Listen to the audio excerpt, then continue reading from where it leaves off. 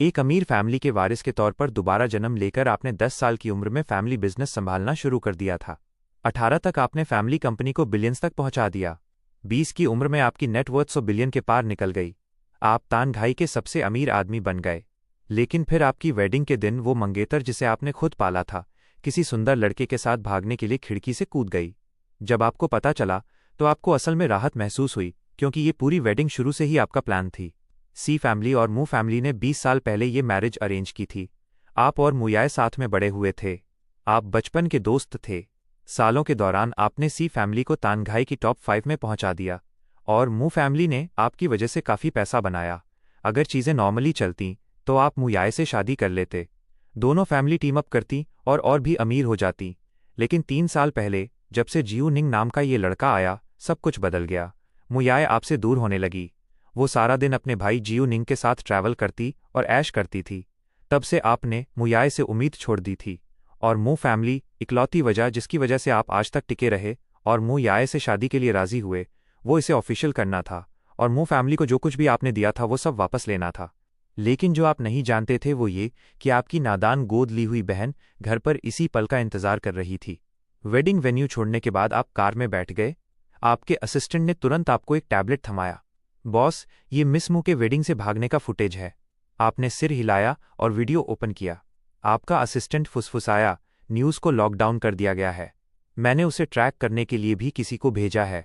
Boss, क्या हमें miss मू को अभी वापस लाना चाहिए? नहीं, लॉकडाउन को अभी हटा दो। ऑनलाइन टॉप ट्रेंडिंग स्पॉट्स खरीद लो।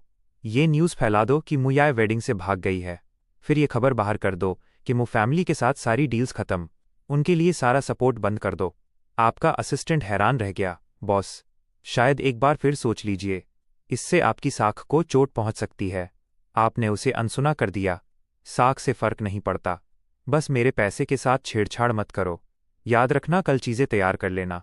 मेरी सारी संपत्ति जो मैंने मू फैमिली को सौंपी थी, मुझे उसका आखिरी हिस्सा तक वापस चाहिए। और मुयाए, वो सारे घर और कारें जो उसने मेरे कार्ड से खरीदी थीं, उन्हें भी वापस ले लो। एक फ़ोन बजा और आपकी बात कट गई। ये मुयाए की कॉल थी। आपने आलस से आंसर टैप किया।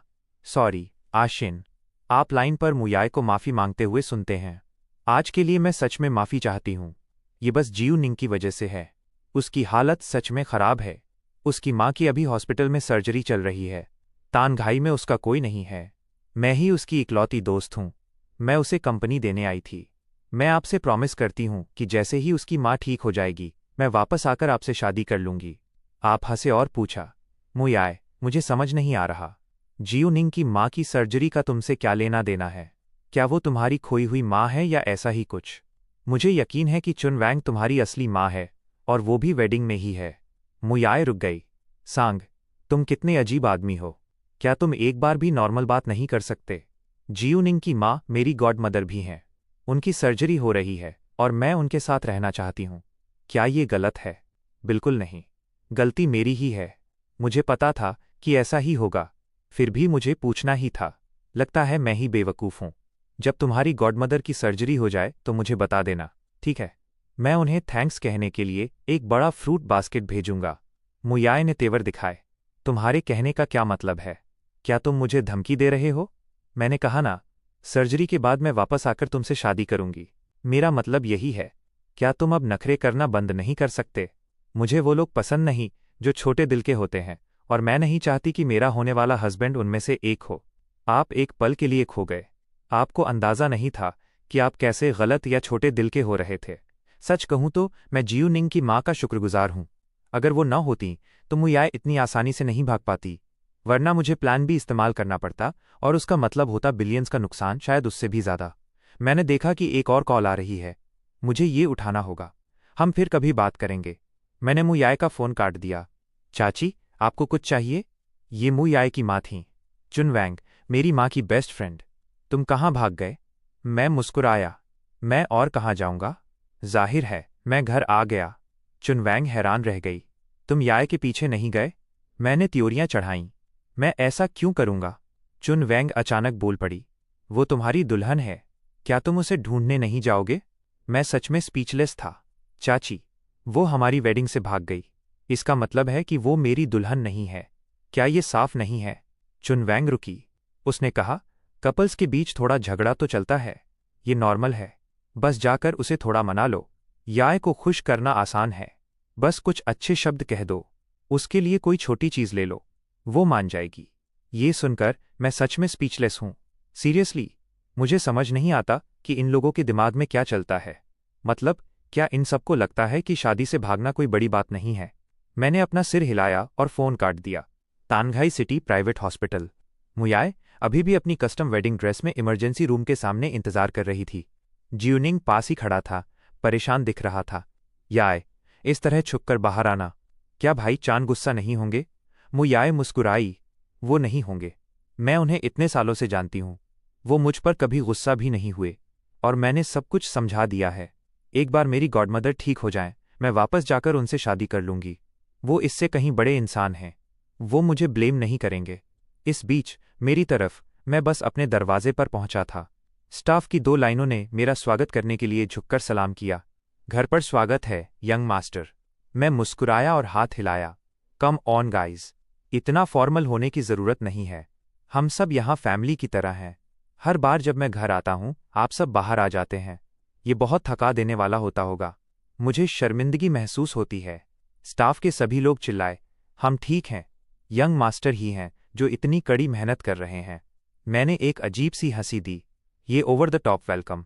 अगर मैं कहूँ कि ये उनका आइडिया है तो कोई यकीन नहीं करेगा, लेकिन यही सच है। मैं बस उन्हें टाइम पर पे करता हूँ, अच्छे परकस देता हूँ, और वे हर दिन मुझे ग्रीट करने के लिए आ जाते हैं। मैं, ठीक है, आप सब जा सकते हैं। सब लोग बटलर से अपना बोनस ले लेना। जैसे ही मैं लिविंग रूम में लौटा, नौकरों ने यंग मास्टर को झुककर सलाम किया। तभी करीब 18 साल की एक जवान लड़की मेरी तरफ दौड़ कर आई। मैंने उसे रोकने के लिए सहज रूप से उसका सिर पकड़ लिया। न्यांची, मैंने तुम्हें कई बार कहा है, मुझे सिर मत मारा करो। तुम्हें पता है इससे सच में दर्द होता है। न्यांची ने अपना माथा रगड़ा ये दिखाने के लिए कि उसे दर्द नहीं हो रहा था। मेरी आंखें थोड़ी फड़फड़ाईं, खुद को ये समझाते हुए कि एक नादान की बात का बुरा नहीं मानना है। न्यांची को तब गोद लिया गया था जब मैं 3 साल का था। मेरे पेरेंट्स ने उसे मेरे साथ रहने के लिए एक अनाथ के रूप में लिया था। वो 3 साल की उम्र तक बोल भी नहीं पाती थी। शुरू में सबको लगा कि वो बस थोड़ी स्लो है, लेकिन जब तक वो 7 साल की हुई, ये साफ हो गया था कि वो सिर्फ स्लो नहीं है बल्कि मेंटली डिसेबल है। मेरे पेरेंट्स तब उसे वापस करना चाहते थे, लेकिन मैंने उसे रखने की जिद की। 7 साल साथ रहने के बाद एक कुत्ते को भी लगाव हो जाता है। उस लड़की की तो बात ही अलग है जो आपको रोज भाई बुलाती है। अच्छे बच्चे बनो न्यांची, मुझे काम करना है। न्यांची ने अपनी मासूम आंखें झपकाईं, मुझसे चिपक गई और मुझे छोड़ ही नहीं रही थी। नैनी वांग, आकर इसे ले जाओ। बोनस बांटने के बाद बटलर अंदर आए। यंग मास्टर, नैनी वांग। उनकी बहू ने अभी अभी बच्चे को जन्म दिया है। उन्होंने बच्चे की मदद के लिए घर जाने के लिए नौकरी छोड़ दी है। मैंने मन ही मन आह भरी। नैनी वांग ने यहाँ 10 साल काम किया था। वो इकलौती थीं जो उसे संभाल सकती थीं। उनके जाने के बाद मैं अब क्या करने वाला था? आप बस बेबसी से अपना सिर हिला सके। बटलर लियू, अभी जाकर एस्टेट के गेट कोड्स बदल दो और मुयाय का सारा सामान पैक कर लो। उन्हें तुरंत मो हाउस वापस भेज दो। बटलर ने झुककर सलाम किया। 3 साल बाद वो आखिरकार मुयाय को खुलेआम बाहर निकाल सकते थे। एक ऐसी औरत को देखना जो मंगेतर होने का टाइटल इस्तेमाल करती थी और हर दिन किसी दूसरे आदमी के साथ फ्लर्ट करती थी। ये कहना कि ये चिड़चिड़ा करने वाला नहीं था, एक झूठ होगा। लेकिन अब आखिरकार सब कुछ खत्म हो गया था। पैसा भी जल्द ही रिकवर हो जाएगा। ये सोचकर आपकी पलकें भारी होने लगीं। आप वहीं सोफे पर सो गए। आपके पीछे न्यांची की आंखों में एक शातिर चमक चमकी। इस बुक में 17 सालों से आपको अंदाजा भी नहीं है कि मैं किस दौर से गुजरी हूं। मैं ऑथर हूं, क्रिएटर गॉड। इस कमबख्त दुनिया के रूल्स ने मेरी फ्रीडम छीन ली थी और मुझे एक बेवकूफ़ की तरह एक्ट करने पर मजबूर किया। किस्मत से मेरे पास एक सिस्टम है। अब प्लॉट वापस ट्रैक पे आ गया है। मुयाय वेडिंग से भाग गई। एक बार जब मेरा नासमझ भाई जागेगा और अपनी गलती रियलाइज़ करेगा, फिर उसे अपनी सिंसियरिटी से वापस जीत लेगा। मैं अपना पहला मिशन ख़त्म कर लूँगी। मैं लक कलेक्ट करूँगी, रूल से आज़ाद हो जाऊँगी और फिर से एक नॉर्मल इंसान बन जाऊँगी। इसी बीच वेडिंग में गेस्ट्स अधीर हो रहे थे। क्या ये वेडिंग हो रही है या नहीं, किसे पता। इसे इतनी देर के लिए डिले कर दिया गया है। क्या हमारा टाइम कीमती नहीं है? अगर मिस्टर सी की बात ना होती तो मैं पहले ही जा चुका होता। फैमिली की खुसर फुसर देखकर मुचांकी पैनिक होने लगे। वैंग, उसे कॉल करो। चान ने असल में क्या कहा? चुन वैंग थोड़ा मुस्कुराई। सब ठीक है। मैंने चान को बता दिया है कि मुयाय को कैसे मनाना है। चिंता मत करो, वे जल्द ही वापस आ जाएंगे। मु चांगकी अभी भी बेचैन थे। शायद पक्का करने के लिए एक बार फिर कॉल करो। चुन वैंग झिझकी, फिर आखिरकार आपका नंबर डायल किया। सी विला में। न्यांची ने बस डिक्लाइन बटन टैप कर दिया। चुन वैंग ने अपना फ़ोन नीचे रखा। उसने काट दिया।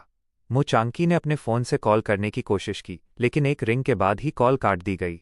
क्या तुम्हें लगता है कि चांद सच में गुस्से में है? चुन वैंग ने अपना सिर हिलाया। उसमें दूसरी कमियां हो सकती हैं, लेकिन उसका टेम्पर बहुत अच्छा है। मैंने उसे बड़े होते देखा है।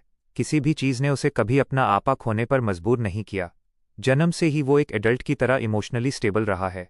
मु चांगकी ने सिर हिलाया। हालांकि याय इस बार बहुत आगे निकल गई। तुम्हें उसकी जगह उसे कॉल करना चाहिए। उससे कहो कि नखरे करना बंद करे। उससे कहो कि वापस आए और उससे शादी करे। चुन वैंग राजी हो गई। उसने फिर मु याय को कॉल किया। क्या है माँ? अपनी बेटी की आवाज़ सुनकर चुन वैंग ने राहत की सांस ली। चांद तुम्हें लेने गया है। आज तुम्हारा बड़ा दिन है। मुश्किल खड़ी करना बंद करो।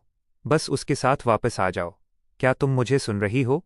मु याय ने त्योरियां चढ़ाईं। क्या उसने अब शिकायत करना सीख लिया है? मैंने उसे बहुत साफ कह दिया था। हमारे बिजनेस में दखल देना बंद करो, ओके? और चांद को भी बता देना। मैं इस बार सच में गुस्से में हूं। मु याय ने बात खत्म की और फ़ोन काट दिया। जियू निंग ने सावधानी से पूछा, क्या वो तुम्हारी माँ थी? मु याय ने सिर हिलाया। उसने कहा कि चांद मुझे लेने आ रहा है। जियू निंग दुखी दिखा। फिर तुम्हें उसके साथ वापस चले जाना चाहिए, सिस्टर। मैं इसे अकेले संभाल सकता हूं। मु याय ने अपना सिर हिलाया। मैंने कहा था कि मैं तुम्हारे साथ गॉडमदर का इंतज़ार करूंगी। वो मेरे लिए भी एक माँ जैसी हैं। अगर मैं अभी चली गई तो मैं इस सिटी में किसी को मुंह कैसे दिखाऊंगी? चिंता मत करो। जब चांद आएगा तो मैं उसे हमारे साथ इंतज़ार करने के लिए कहूंगी। जियू निंग हैरान था। सच में? भाई सांग हमारे साथ इंतज़ार करेंगे? फिर जियू निंग ने फिर से नीचे देखा। वो एक चमकते सितारे की तरह हैं। एक डैज़लिंग शख्सियत। वो मेरी या मेरी माँ की परवाह क्यों करेंगे? मु याय ने जल्दी से उसे दिलासा दिया। चिंता मत करो। वो वैसे नहीं हैं। वो कभी किसी को नीचा नहीं दिखाते। यहाँ तक कि सड़क पर किसी भिखारी के साथ भी वो भाइयों की तरह रह सकते हैं। इसके अलावा मेरी गॉडमदर उनकी भी गॉडमदर हैं। हमारे साथ रुककर इंतज़ार करना ही सही है। मुझ पर भरोसा करो, मैं सब संभाल लूंगी। मैं तुम्हें एक सीक्रेट बताती हूँ। असल में चांद ही इस हॉस्पिटल के मालिक हैं। 3 साल पहले गॉडमदर की कंडीशन को जानकर उन्होंने मुझे यहाँ एक वीआईपी रूम दिया था। वो हमेशा से बहुत काइंड और जनरस रहे हैं। एक बार वो रिकवर हो जाएं तो मैं उनसे कहूंगी कि वो हम सबको पूरी दुनिया के हनीमून ट्रिप पर ले चलें। जियू निंग ने हैरानी का नाटक किया। क्या क्या मेरी माँ और मैं भी जा सकते हैं? मु याय ने सिर हिलाया। बिल्कुल। तुमने कभी ट्रैवल नहीं किया है। ये परफेक्ट चांस है। हम फैमिली हैं। फैमिली को साथ होना चाहिए, है ना? मु याय के एक्सप्रेशन थोड़े नरम हुए। सांग ने कम उम्र में ही अपने पेरेंट्स को खो दिया था। अपनी डिसेबल सिस्टर का ख्याल रखते हुए उन्होंने एक मुश्किल लाइफ जी है। जब मैं उनकी फैमिली में शादी करके जाऊंगी तो मैं तुम्हें और गॉडमदर को साथ ले आऊंगी। उस तरह उनके पास एक भाई और माँ का प्यार होगा। सी विला में वापस आपने एक बहुत अजीब सपना देखा। ऐसा लगा जैसे आप गुनगुने पानी में हों, बिना किसी अंत के बह रहे हों। और आपके पास कोई और भी लग रहा था। आप देख नहीं पा रहे थे कि वो कौन था, न ही आप उनका चेहरा देख पा रहे थे, बस एक धुंध में बह रहे थे। अचानक एक बज़ ने आपको वापस खींच लिया। आप पूरी तरह रिफ्रेश फील करते हुए जागे। नीचे देखा तो न्यांची आपकी चेस्ट पर गहरी नींद में सो रही थी। उसकी लार ने आपकी शर्ट भिगो दी थी। आप बेबसी से मुस्कुराए और फ़ोन उठाया। जल्दी बोलो, मुझे न्यांची को बेड पर ले जाना है। लाइन पर 3 सेकंड तक खामोशी रही। सर, जैसा आपने ऑर्डर दिया था सब कुछ हो गया है। कल ये पूरे शहर और पूरे देश को हिला देगा। आपने सिर हिलाया। Good job. मुझे तुम पर भरोसा है। इस महीने तुम्हारा बोनस डबल है। अभी फाइनेंस से जाकर ले लो। असिस्टेंट दंग रह गया। लेकिन अभी पेडे नहीं है। आप हंसे। तुम्हारी वाइफ की डिलीवरी किसी भी दिन होने वाली है ना? मैं तब अपने प्राइवेट हॉस्पिटल में अरेंजमेंट कर दूंगा और तुम्हें एक प्रीमियम प्राइवेट रूम दिलाऊंगा। फ़ोन से एक गहरी सांस की आवाज़ आई। Thank you CEO. अब से मेरी लाइफ आपकी है। आपने मुस्कुराहट के साथ फ़ोन काट दिया, फिर न्यांची को वापस रूम में ले गए। चीज़ों के पकने के लिए एक रात काफ़ी है। अगली सुबह जल्दी आप बेड पर जागे और आंखें खोलते ही चौंक गए। न्यांची, तुम ये क्या कर रही हो? अभी नीचे उतरो। छज्जे पर न्यांची ने अपनी बॉडी को पीछे खींचा, बड़ी बड़ी मासूम आंखों के साथ पीछे मुड़ी। उसके खोए हुए एक्सप्रेशन को देखते हुए आपने राहत की सांस ली। तुम पागल लड़की, तुम कब सीखोगी? क्या मुझे सच में तुम्हें अपनी बाकी लाइफ के लिए घर पर ही रखना होगा? न्यांची खिड़की से सीधे बेड की तरफ कूदी। आप उसे पकड़ने के लिए मजबूर थे और एक जोरदार थपकी की आवाज़ आई। वो सीधे आपकी चेस्ट से टकराई, जिससे आप दर्द में कराह उठे। आप सच में बेबस महसूस कर रहे थे। सिर्फ एक दिन के बाद आपने पहले ही नैनी वांग को मिस करना शुरू कर दिया था। फ्रेश होने के बाद आप जल्दी से घर से निकल गए। ग्रुप हेडक्वार्टर्स, सीईओ का ऑफिस। आपने ट्रेंडिंग न्यूज़ ओपन की।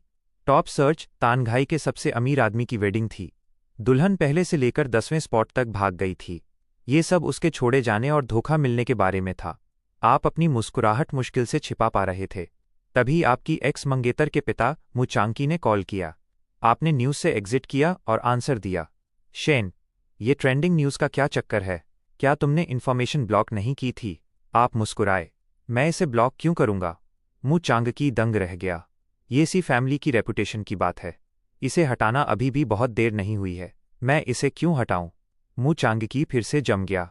क्या तुम्हें अपनी फैमिली के नाम की परवाह नहीं है? आपको अचानक कुछ रियलाइज़ हुआ। ओह, तो आप मेरी फैमिली के नाम को लेकर परेशान हैं।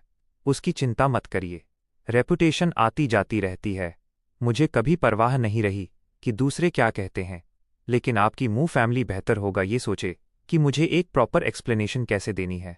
मु चांकी ने हैरानी में पूछा, मेरी फैमिली पर तुम्हारा क्या एक्सप्लेनेशन उधार है? तुम खुद याय को वापस लाने में फेल रहे। क्या तुम सच में इसके लिए हमें ब्लेम कर रहे हो? आप उसके शब्दों से हैरान रह गए। आप सच में नहीं समझ पा रहे थे कि मु फैमिली का दिमाग कैसे काम करता है। वे सब इतने अजीब क्यों थे? मु चांकी, क्या आपको पता भी है कि आप क्या कह रहे हैं? वो आपकी बेटी मुयाय थी जो किसी दूसरे आदमी के साथ भाग गई। आप इसके लिए मुझे ब्लेम कैसे कर सकते हैं? मु चांकी ने तुरंत पलटवार किया। याय का रिश्ता तुमसे बचपन से ही तय था। वो बहुत पहले से ही एक सी है, उस दिन से जब से वो तुम्हारे घर में रहने आई थी। उसके मामले अब हमारी चिंता का विषय नहीं थे। तुम उस पर नज़र नहीं रख सके। ये तुम्हारी प्रॉब्लम है। तुम मु फैमिली को ब्लेम कैसे कर सकते हो? आप तुरंत दंग रह गए। तो मु फैमिली ऐसा सोचती है। उस मामले में आपने उन्हें गलत समझा था। वे असल में काफ़ी चतुर थे। उन्होंने बहुत पहले ही तय कर लिया था कि वो सी फैमिली की अमानत है। उन्हें सिर्फ फ़ायदों की परवाह थी, इस बात की नहीं कि वो जिए या मरे। अब नॉर्मल तो असल में आप थे, जो इस एलीट फैमिली को नॉर्मल लोगों की तरह ट्रीट कर रहे थे। उनके लिए मुयाय बस एक कमोडिटी थी जिसे पैदा होने से पहले ही सी फैमिली को बेच दिया गया था। एक बार जब आप समझ गए तो आपको राहत महसूस हुई, ठीक है? अगर आप उसे मुंह नहीं मानते तो और भी अच्छा है। उन सभी चीज़ों की लिस्ट बनाओ जो मैंने उसे दी हैं। इतने सालों में जो भी दिया, मैं बाद में खुद उन्हें कलेक्ट करने आऊँगा। मु चांकी ने और कुछ कहने की कोशिश की, लेकिन कॉल पहले ही डिस्कनेक्ट हो चुकी थी। सांग को क्या हुआ है? वो एक अलग ही इंसान लग रहा है। पास ही खड़ी चुनवैंग परेशान दिख रही थी। अब हर जगह अफवाहें फैली हुई हैं। मुझे डर है कि वो कुछ लापरवाह कर बैठेगा। क्या हमें याय को वापस बुलाना चाहिए? जैसे ही मु चांकी बोलने वाले थे, उनका फ़ोन वाइब्रेट हुआ। दूसरी तरफ से एक घबराई हुई आवाज़ आई, मिस्टर मु, ये बहुत बुरा हुआ। सी ग्रुप ने आज सुबह हमारे नए प्रोजेक्ट से अपना 10 बिलियन का इन्वेस्टमेंट वापस ले लिया है। हमारा स्टॉक लोअर सर्किट को छू गया है। 1 बिलियन से ज़्यादा की वैल्यू भाप बनकर उड़ गई है। मिस्टर मु, प्लीज़ कुछ करिए। मु चांकी का हाथ कांपा और फ़ोन फर्श पर गिर गया। वैंग, अभी याय को कॉल करो। उससे कहो कि तुरंत यहाँ वापस आए। मैं कुछ महंगे गिफ्ट्स तैयार करूंगा और पर्सनली सांग से माफ़ी मांगूंगा। पब्लिक में ये भी अनाउंस कर दो कि हम वेडिंग को रिशेड्यूल कर रहे हैं। भले ही मुझे चेन का इस्तेमाल करना पड़े, वे इस बार शादी कर रहे हैं। चुन वैंग ने भी दिवालिया होने की खबर सुनी। दहशत में उसने प्राइवेट हॉस्पिटल में मुयाय का नंबर डायल किया। एक वीआईपी वार्ड में मुयाय ने फ़ोन उठाया। वो काफ़ी चिढ़ी हुई लग रही थी। माँ, आप फिर से कॉल क्यों कर रही हैं? क्या सांग आपसे मिलने गया था? उसे बता दो, मैं जल्द ही वापस आ जाऊंगी। चुन वैंग चीखी, चाहे तुम कहीं भी हो, 30 मिनट के अंदर घर वापस आ जाओ वरना मैं तुम्हें बेदखल कर दूंगी। मुयाय ने त्योरियां चढ़ाईं। क्या ये सांग है? क्या उसने आपको धमकी दी? चुन वैंग झिझकी। हाँ, सांग ने इन्वेस्टमेंट वापस ले लिया और हमारे साथ सारा कोऑपरेशन बंद कर दिया है। हम दिवालिया हो रहे हैं। तुम्हारे डैड ने कहा है कि वापस आ जाओ। हम उनके लिए वेडिंग दोबारा रखेंगे, तभी हम बच सकते हैं। मुयाय दंग रह गई। उसे उम्मीद नहीं थी कि वो उसे शादी के लिए मजबूर करने के लिए इतना छोटा काम करेगा। उसने इतने घटिया तरीके इस्तेमाल किए, लेकिन फिर ये इसलिए है क्योंकि वो उससे बहुत प्यार करता है। वो मुड़ी और बेड पर बेहोश पड़ी औरत को देखा। उसने आह भरी, माँ, चिंता मत करो, मैं सांग को कॉल करूंगी और सब समझा दूंगी। वो ये बचकानी शरारतें बंद कर देगा। कॉर्पोरेट हेडक्वार्टर में जैसे ही आप कार में बैठे, आपका फ़ोन बजा। ये देखकर कि मुयाय कॉल कर रही है, आपने अपना सिर हिलाया और हंसे। वो पक्का आपके मूव से डर गई होगी और माफ़ी मांगने के लिए कॉल कर रही होगी। लेकिन सब कुछ 3 साल पहले शुरू हुआ था और अब बहुत देर हो चुकी है।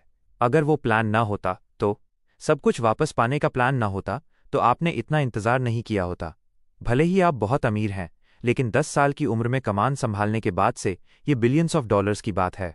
आपने जो एक एक सेंट कमाया है वो कड़ी मेहनत से आया है। आपकी तरफ से किसी को फ्री राइड नहीं मिलती। आपने कॉल उठाया और कहा, मुझे लगता है तुम्हें न्यूज़ मिल गई है, मैं अभी मूव हाउस जा रहा हूँ। जब हम तुम्हारी चीज़ें वापस लेने के लिए मिलेंगे तब बात करते हैं। बेहतर होगा कि जिसका मामला है वो वहाँ मौजूद रहे, तब अकाउंट्स क्लियर रहेंगे और बहस की कोई गुंजाइश नहीं होगी। मुयाए ने मन ही मन सोचा, माँ सच में चाहती हैं कि मैं वापस आ जाऊं और सांग अभी वहां जा रहा है। टाइमिंग परफेक्ट है। ये सब उसके छोटे से प्लान का हिस्सा है। हालांकि उसने जियू से वादा किया था कि वो गॉडमदर के जागने तक रुकेगी, ये जानते हुए कि वो उसके लिए वेडिंग प्लान कर रहा है। वो कितनी खुश होगी। अगर मैं थोड़ा और इंतज़ार करूं तो वो मुझे ब्लेम नहीं करेगा, है ना? ठीक है, तुम आगे बढ़ो, मैं थोड़ी देर बाद आऊंगी। मूव हाउस में मेरा इंतज़ार करना। इस बार मेरी गलती है, अब और गुस्सा मत हो। जब मैं घर आऊंगी तो इसकी भरपाई कर दूंगी। ये सुनकर आप दंग रह गए। आप वहां हिसाब किताब करने जा रहे हैं। अगर मुयाए नहीं आती है तो कुछ चीज़ें वापस पाना मुश्किल हो सकता है, लेकिन इससे फ़र्क नहीं पड़ता। आज बड़ा हिस्सा वापस ले लो, बाकी लीगल टीम संभाल लेगी। वे एक एक पैसा वापस ले लेंगे। ठीक है, तुम अपना काम करो, मौका मिलने पर बात करेंगे। इसके साथ ही आपने फ़ोन काट दिया।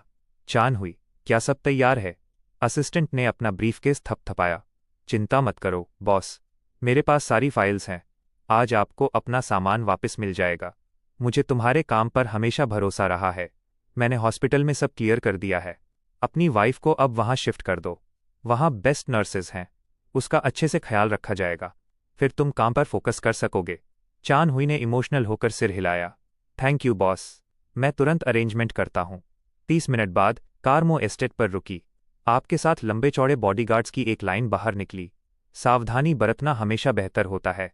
बॉडीगार्ड्स बहुत सी मुसीबतों को बचा लेते हैं। नौकर आपको जानते थे। उन्होंने दूर से ही गेट खोल दिया। जाओ मालिक को बताओ, दामाद वापस आ गया है। आप एस्टेट में दाखिल हुए और सीधे लिविंग रूम की तरफ बढ़े। मु चांकी, चुन वैंग और मु कियान पहले से ही इंतजार कर रहे थे।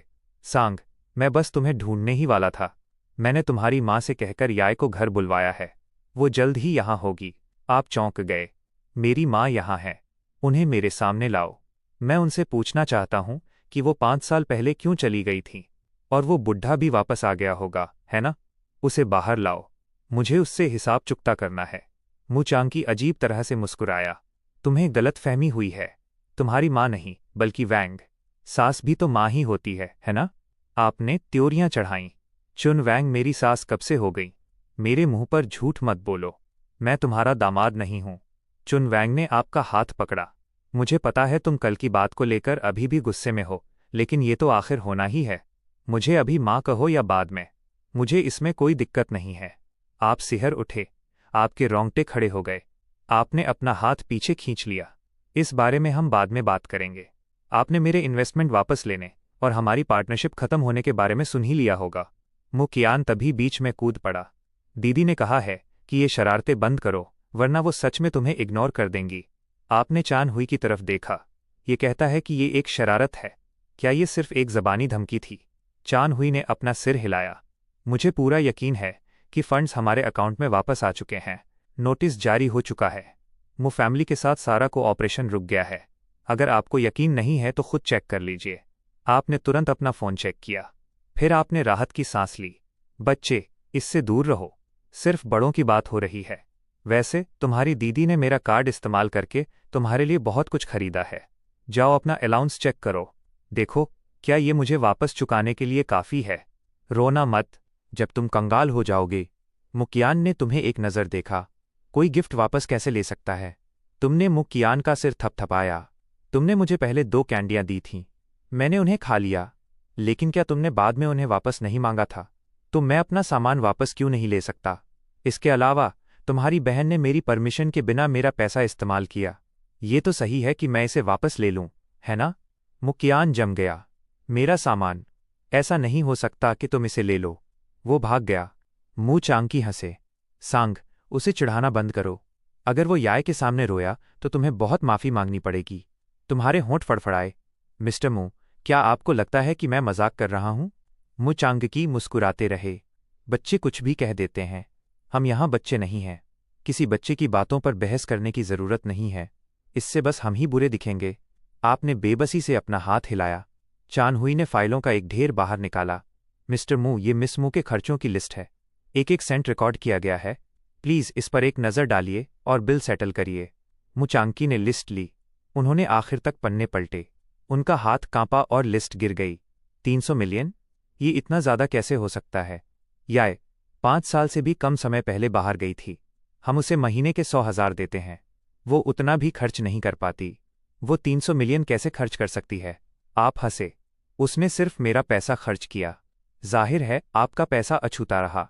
शुरू में ये ज़्यादा नहीं था। बड़ा खर्चा बाद में आया। मिस्टर मू, शायद आपको पता नहीं है। आपकी बेटी ने मेरा कार्ड लिया और अपने बॉय टॉय के साथ ट्रैवल किया। उसने उसके लिए लग्जरी घड़ियां और कारें खरीदी। उसने अपने सगे भाई मुकियान से 100 गुना ज़्यादा उस पर खर्च किया। घूरना बंद करिए। अब पैसे चुकाइए, जब तक कि आप केस नहीं लड़ना चाहते। मु चांगकी ने अपना सिर हिलाया। इम्पॉसिबल। तुमने याय को वो पैसे खर्च करने दिए। तुम अब इसे वापस नहीं ले सकते। आपने अपना सिर खुजलाया। मैंने कब कहा था कि ये गिफ्ट है? जब मैंने उसे कार्ड दिया था तो कॉन्ट्रैक्ट में साफ लिखा था कि इस कार्ड पर किया गया सारा खर्चा उसके लिए एक टेम्पररी लोन था। अगर वो मुझसे शादी करती तो ये कर्ज मैरिटल डेप्ट के तौर पर ख़त्म हो जाता। लेकिन उसने मुझे धोखा दिया, तो अब ये अभी भी उसका पर्सनल डेप्ट है। मु चांगकी ने अचानक राहत की सांस ली। याय ने ये पैसे खर्च किए। मु फैमिली क्यों पे करे? ज़्यादा से ज़्यादा हम वो चुकाएंगे जो हम पर खर्च हुआ। आप दंग रह गए। आपको रियलाइज़ हुआ कि मु चांगकी सच में एक मूर्ख था। कोई हैरानी नहीं कि आपकी मदद के बावजूद मु फैमिली बमुश्किल गुजारा कर पा रही थी। ठीक है, अगर आप पे नहीं करेंगे तो लीगल टीम मुयाय पर केस करेगी और उसके एसेट्स फ्रीज कर देगी। लेकिन चूंकि वो मु वारिस है, मु एसेट्स बेचकर इसकी भरपाई हो जाएगी। मु चांगकी ने अपने दांत पीसे। एसेट्स बेचना सबसे बुरा ऑप्शन था। मैं 300 मिलियन पे करूंगा। आपने एक कार्ड निकाला। ये सब यहाँ ट्रांसफ़र कर दो। पैसा मिलते ही मैं रिकॉर्ड क्लियर कर दूंगी। पैसे की जगह आपके पास 30 मिनट हैं। मुझे आपके फैमिली बिजनेस में ज़्यादा दिलचस्पी होगी। मु चांगकी ने कांपते हुए कार्ड लिया। उसने ट्रांसफ़र करने के लिए अपने फ़ोन का इस्तेमाल किया। कुछ मिनट बाद आपको नोटिफिकेशन मिल गया। आप फिर से मुस्कुराए। मु सच में अमीर हैं। अब हिसाब बराबर करना जारी रखते हैं। जब हमारी सगाई हुई थी तब आपकी मु फैमिली ने मुझसे $3 बिलियन का बेट्रोथल गिफ्ट लिया था। क्या आपको इसे अब वापस नहीं चुकाना चाहिए? चांगकी, मुझे याद है तुमने वो पैसे लिए थे। क्या वो तुम्हें नहीं मिले थे? 5 साल हो गए हैं। तुमने उसे खर्च किया या नहीं? चाची का चेहरा बदल गया। हमने तब एग्री किया था कि ये पैसा वापस नहीं किया जाएगा। तुम अब इसे कैसे मांग सकते हो? क्या तुम्हें कोई शर्म भी है? आपने चानहुई को सिग्नल दिया। चानहुई ने तुरंत एक कॉन्ट्रैक्ट निकाला। मैडम, प्लीज़ ध्यान से देखिए। एग्रीमेंट पर साफ साफ ब्लैक एंड वाइट में लिखा है। ये $3 बिलियन वो बेट्रोथल गिफ्ट था जो हमारे सीईओ ने दुल्हन को दिया था। मिसेज मु कस्टोडियन थी। ये पैसा शादी के बाद ही मिस मु की पर्सनल प्रॉपर्टी बनता है। जब तुम चूंकि मिस मु ने एक तरफा सगाई तोड़ी है, इसलिए यह पैसा अभी भी हमारे सीईओ का है। हमारे पास इसे वापस लेने का पूरा अधिकार है। अगर आप इसे नहीं लौटाते हैं तो ये रकम धोखाधड़ी मानी जाएगी। हम कस्टोडियन से एसेट्स वसूल कर सकते हैं। मु ग्रुप मु फैमिली के हेड की जॉइंट प्रॉपर्टी है। हम आपकी शेयर की हुई प्रॉपर्टी को लिक्विडेट कर सकते हैं। चुन वैंग डर से कांप उठी। लेकिन मेरे पास अभी $3 बिलियन नहीं है। मैंने वो सारा पैसा पहले ही मु ग्रुप के बिजनेस में इन्वेस्ट कर दिया है। आप धीरे से हंसे। परफेक्ट। जब हम ये पैसा वापस लेंगे तो हम उस प्रॉफिट को भी लेंगे जो इस पैसे ने पिछले 5 सालों में बनाया है। चाची, आप सच में कितनी अच्छी इंसान हैं। आप 5 साल पहले से ही मेरे लिए पैसे बना रही थीं। एक बार जब मुझे पैसे वापस मिल जाएंगे तो मैं आपको डिनर पर ज़रूर ले जाऊंगा। चुन वैंग दंग रह गई। अचानक उसके दिमाग में एक बात आई। अगर तुम याय से शादी कर लो तो क्या इसका मतलब यह है कि पैसा वापस नहीं करना पड़ेगा? आपने सिर हिलाया। बिल्कुल सही। थ्योरी के हिसाब से शादी के बाद यह पैसा मु की पर्सनल प्रॉपर्टी बन जाता है। वो इसे जिसे चाहे दे सकता है। लेकिन बदकिस्मती से उसने खुद डील तोड़ी है। तो आई एम सॉरी। चुन वैंग ने इसे आखिरी उम्मीद की तरह पकड़ा। क्या तुम दोनों अभी भी शादी नहीं कर सकते? इस बार मु फैमिली आपकी और याय की वेडिंग होस्ट करेगी। हम इसे आज ही करेंगे, अभी इसी वक्त। आपने अपना सिर हिलाया। मैंने कभी नहीं कहा कि मुझे दूसरी वेडिंग चाहिए। चुन वैंग रुकी। याय ने कहा था। उसने कहा था कि वापस आने पर वो वेडिंग दोबारा करेगी। क्या तुम उससे शादी नहीं करना चाहते? आपने शांति से सिर हिलाया।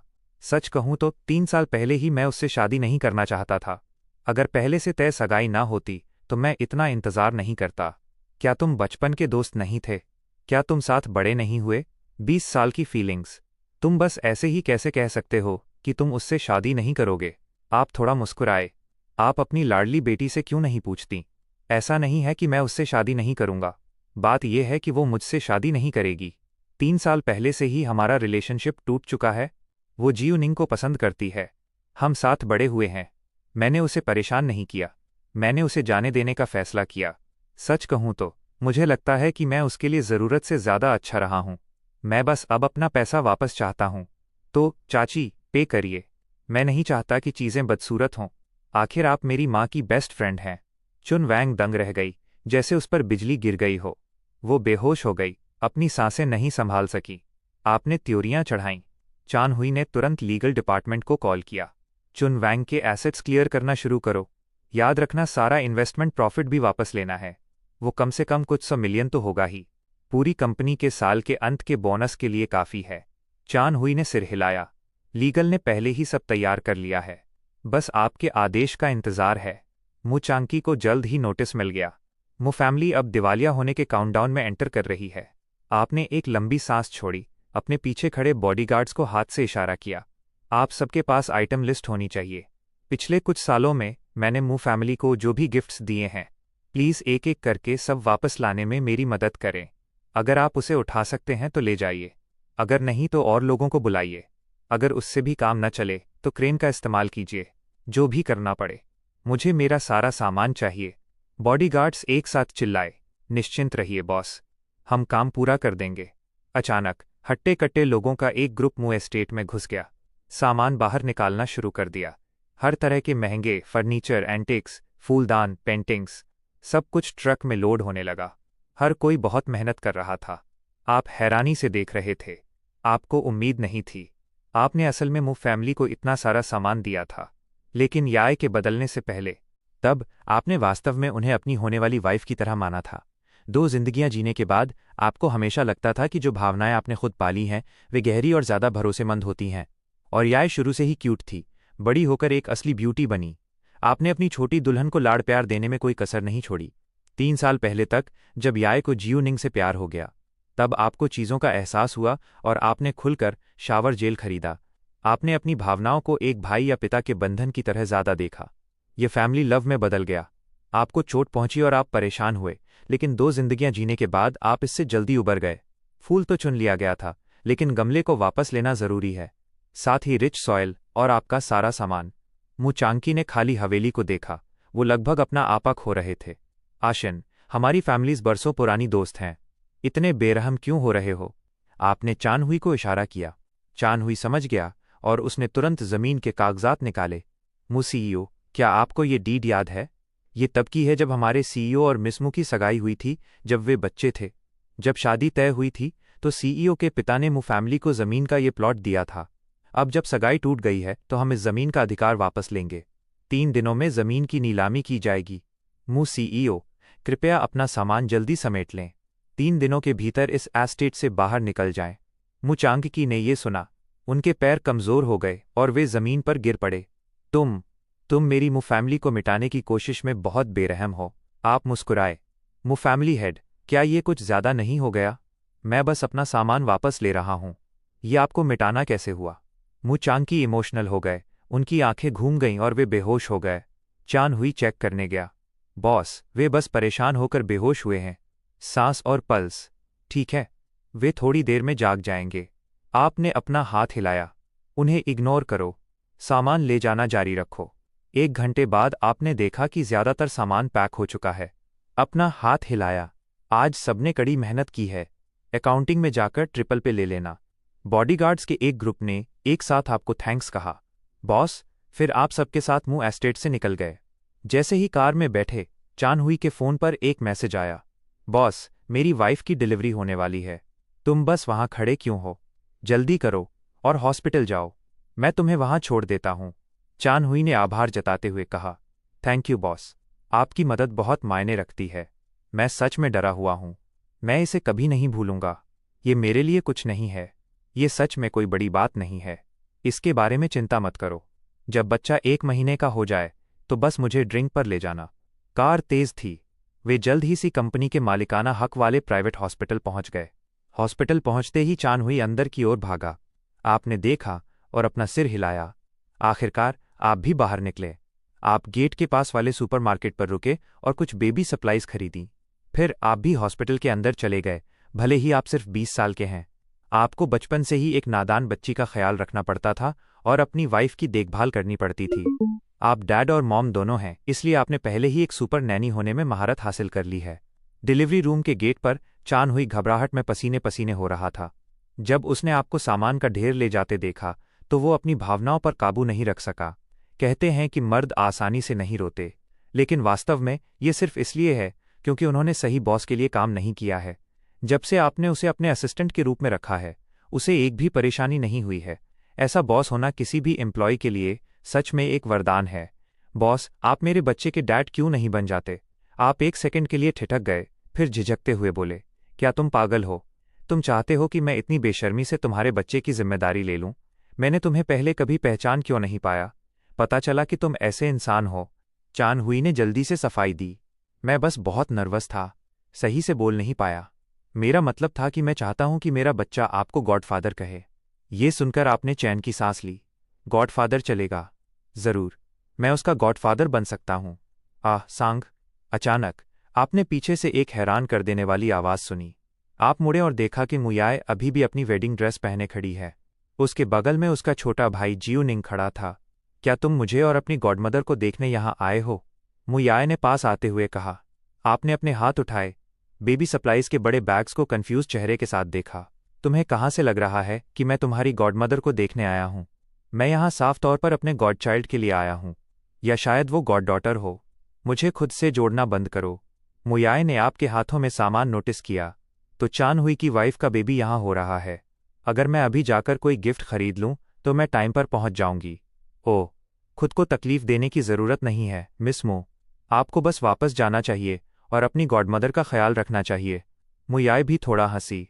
अगर आपके बच्चे के गॉडफादर सी सांग हैं तो ये ठीक है। फिर मैं गॉडमदर हूं। अपने गॉडचाइल्ड को गिफ्ट देना तो बनता है। चान हुई हंसा। मिस मो, क्या आपने न्यूज़ नहीं देखी? आपकी शादी से भागने की खबर पूरे देश में फैल गई है। सिर्फ बॉस की वाइफ ही गॉडमदर बन सकती है, आप नहीं। चान हुई की चिढ़ाने वाली मुस्कान देखकर मुयाए ने जल्दी से अपना फ़ोन खोला। वो तुरंत ऑनलाइन अनगिनत कमेंट्स से घिर गई क्योंकि ये रिवील हो गया था कि वो अक्सर क्लबों, होटलों और बार में दूसरे लड़कों के साथ घूमती थी। साथ ही वेडिंग से भागने का वीडियो ऑनलाइन हर कोई उसकी आलोचना कर रहा था। लोग अनगिनत मजाक उड़ाने वाले और नफरत भरे शॉर्ट वीडियो पोस्ट कर रहे थे। मुयाए ने बस थोड़ा ही देखा और उसका फ़ोन उसके हाथों से फिसलकर फर्श पर गिर गया। सांग, ऐसे नहीं है। मैंने धोखा नहीं दिया। मैंने तुम्हें कभी धोखा नहीं दिया। तुम यह जानते हो। मैंने तुम्हें हर बार समझाया है। आपने सिर हिलाया। मुयाए को उम्मीद की एक किरण दिखी। वो आगे बढ़ी और उसने आपका हाथ पकड़ लिया। जब तक तुम मुझ पर भरोसा करते हो, इतना काफ़ी है। चलो अभी वापस चलते हैं और वेडिंग पूरी करते हैं। मैं खुद सब कुछ साफ कर दूंगी। मैं किसी को ये नहीं कहने दूंगी कि तुम्हें धोखा मिला है। आपने मुयाए का हाथ झटक दिया और हंसे। असल में हमारा अब कोई रिश्ता नहीं है। तुम किसके साथ घूमती हो, ये तुम्हारी आज़ादी है। वैसे भी इसे धोखा नहीं माना जाता। जहां तक ऑनलाइन कमेंट्स की बात है, उन्हें बस एक मजाक की तरह लो। वे कुछ दिनों में भुला दिए जाएंगे। मैंने हमारी सगाई पहले ही कैंसिल कर दी है। चलिए पुरानी बातों को अब ना उठाएं। बहादुरी से प्यार के पीछे जाओ। मुझे थैंक्स कहने की ज़रूरत नहीं है। मैं ईमानदारी से आप दोनों को शुभकामनाएं देता हूं। ओह, वैसे आपको याद दिलाना भूल गया।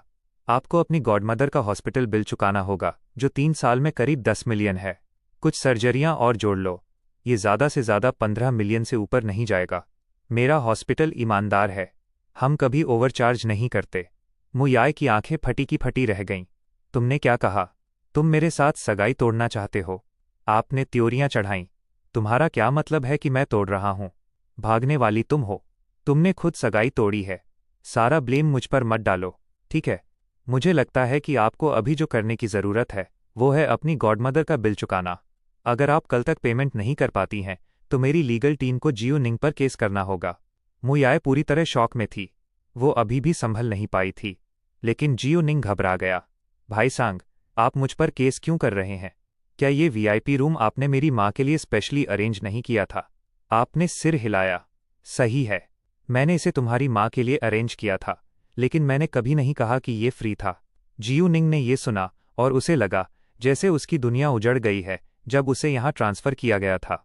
मुयाए ने सिर्फ इतना कहा था कि उसने खुद इसे अरेंज किया है, कभी किसी पेमेंट का जिक्र नहीं किया। प्राइवेट हॉस्पिटल की फीस वो इसे अफोर्ड नहीं कर सकता था। यूरी, तुमने मुझे कभी नहीं बताया कि मुझे पे करना होगा। अब मैं क्या करूं? मुयाए आखिरकार सदमे से बाहर आई। ये सिर्फ 10 मिलियन प्लस ही तो है ना? तुम इतना पैनिक क्यों हो रहे हो? आशिन इतना कंजूस नहीं है। मुयाए ने अपनी बात खत्म की और फिर से आपका हाथ पकड़ लिया। चलो भी, अब और मुश्किल खड़ी करना बंद करो। मैं तुमसे प्रॉमिस करती हूँ, मैं अभी वापस चलूंगी और तुमसे शादी कर लूंगी। रही बात गॉडमदर के मेडिकल बिल की, तो इसे उनके लिए माफ़ कर दो। वैसे भी उस पैसे की तुम्हारे लिए कोई कीमत नहीं है। मैं बस ये मान लूंगी कि मैंने अपना प्रॉमिस तोड़ा, और जब वो जागी तो मैं वहां नहीं थी। ये उनके इस खतरनाक वक्त से बाहर निकलने के मुआवजे की तरह होगा। जब आपका सिर चकराने लगा तो आपको लगा जैसे आपके कान खराब हो गए हैं, वरना आप ऐसी बकवास और ऐसी बेशर्म बातें कैसे सुन सकते थे? पहला, हमारी सगाई पहले ही टूट चुकी है, शादी होने का कोई चांस नहीं है। दूसरा, वो तुम्हारी गॉडमदर हैं, मेरी नहीं। दूसरों से किए गए तुम्हारे प्रॉमिस के लिए पे करने की मेरी कोई लायबिलिटी नहीं है। इसके साथ ही आपने एक बार फिर मुयाए का हाथ झटक दिया। इस लड़की को देखते हुए जिसे आपने खुद बड़ा किया था, आपका दिल दुखने लगा। इसलिए नहीं कि वो चली गई, बल्कि इसलिए कि 10 साल की मेहनत का नतीजा सिर्फ ये निकला। मुयाए का हाथ फिर से झटकने के बाद उसकी आंखें लाल हो गईं। मैं तुम्हारे साथ वापस जाने के लिए तैयार हूं। मैंने खुद को इतना झुका लिया है, तुम मुझसे और क्या चाहते हो? जियोनिंग उन दोनों को देखते हुए खुद को रोक नहीं पाया और उनके बीच में कूद पड़ा। भाई सांग, मुझे पता है कि मेरी सिस्टर आपको छोड़कर मेरी माँ को हॉस्पिटल में देखने आईं। आप परेशान हैं, मैं आपसे माफ़ी मांग सकता हूँ। बस प्लीज़ मेरी सिस्टर को इस तरह और हर्ट मत कीजिए। आपने कंधे उचकाए।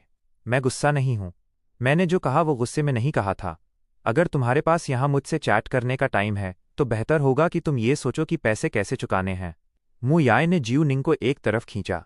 जियोनिंग ने खुद को इतना विनम्र बना लिया, तुमसे मिन्नतें की और तुम अभी भी सैटिस्फाइड नहीं हो। अब मैं सच में गुस्से में हूं। मैं अब तुमसे बात नहीं करूंगी। जियोनिंग ने मन ही मन कोसा। इडियट, क्या तुम्हें दिख नहीं रहा कि तुम्हें अभी हार मान लेनी चाहिए? तुम्हारे पास इतने पैसे कहाँ से आएंगे? सिस्टर, भाई सांग पर गुस्सा मत हो।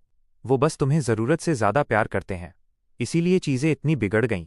बस भाई सांग से माफ़ी मांग लो, वो इसे दिल पर नहीं लेंगे। मुयाए पहले ही आग बबूला थी। उसने गुस्से में आपकी तरफ देखा, जियोनिंग को पकड़ा और पैर पटकती हुई चली गई। तुम्हें मेरे लिए मिन्नतें करने की ज़रूरत नहीं है। ये सिर्फ 10 मिलियन प्लस के मेडिकल बिल्स ही तो हैं। मैं गॉडमदर के लिए इसे पे कर दूंगी। मैं तुम्हें या गॉडमदर को उसके हाथों बुली नहीं होने दूंगी। उन्हें हाथ में हाथ डाले जाते हुए देखकर आपने अपना सिर हिलाया। मैंने खुद 2 लड़कियों को पाला, एक पागल निकली, एक बेवकूफ़। भाई चान, मुझे बताओ, क्या बच्चों के मामले में मेरी किस्मत खराब है?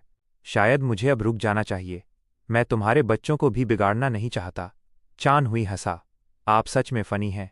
मिस न्यांची को छोड़ दिया गया था क्योंकि उनका ब्रेन डेवलप नहीं हो रहा था, इसीलिए उन्हें पीछे छोड़ दिया गया था। आपने दया दिखाते हुए उन्हें अपनाया।